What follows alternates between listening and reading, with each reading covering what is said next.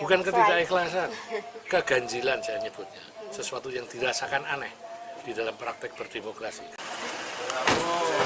Pak, Kenapa tidur menit Pak? dimaafkan, capres lemes. Lemes, sorry. Iya ceritanya lemes, cerita apa? Pak, sehat. Alam di alam. Sehat. Lagi sesuk. Oke. Monggo. Kanca-kanca kumpul Mas Anggit, tangannya ini kae. Oh iya. Iya. Saya kira ganti biji tukul.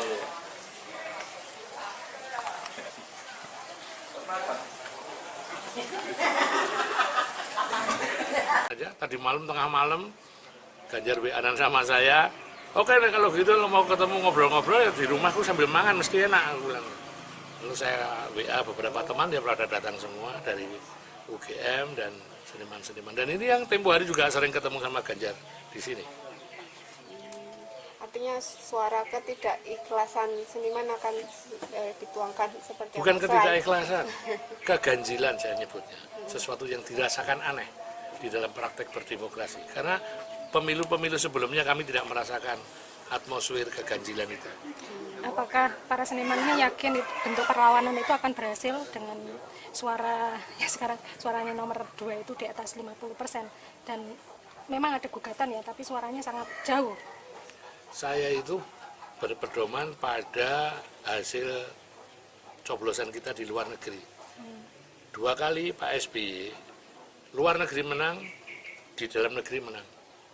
2 kali Pak Jokowi, di luar negeri menang, di dalam negeri menang.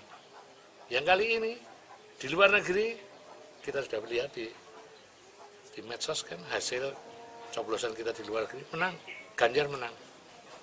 Dalam negeri, ada keganjilan, ada TPS, kok jumlah pencoblosnya 500.000, 100.000. Kalau seperti itu dianggap tidak ganjil, pertanyaannya siapakah yang masih waras jiwanya?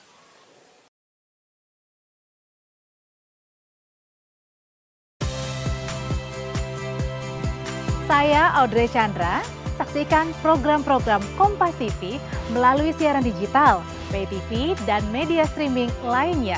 Kompas TV, independen, terpercaya,